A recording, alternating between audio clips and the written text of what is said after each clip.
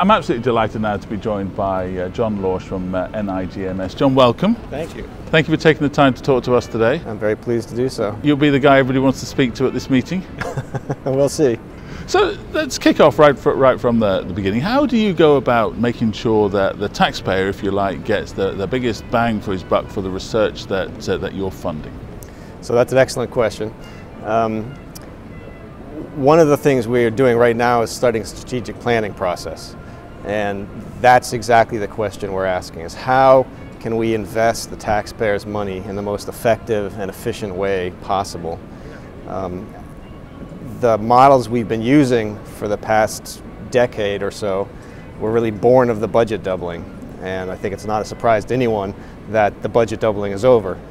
And so as we move forward, we're looking very closely at the models we've been using and trying to understand what would be more effective and efficient in terms of investing this taxpayer money to create really a sustainable biomedical enterprise, one that is adaptable and as society changes, as science changes, can respond to those changes quickly and effectively. Do you think society as a whole and its political representatives understand the importance of investing in fundamental research?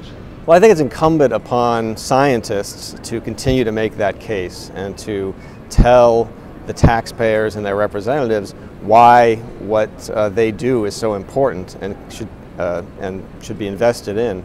I do think that, in fact, if you look at polls, if you talk to members of Congress, they generally do appreciate what scientists do. But I think that dialogue is important and needs to continue and be strengthened. I mean, this meeting is obviously a meeting for cell biologists, and we've got thousands of them coming here.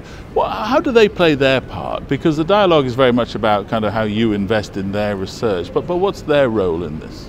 Well, it's a two-way street, and that's a really important point, that as we move forward with the strategic planning process, we are thinking very broadly about what we do. But we could make the biggest changes in the world, and hopefully all positive ones, but if the biomedical research community doesn't make reciprocal changes in how they go about their business, what their expectations are, how they value their own work and evaluate their own work, it won't matter what we do.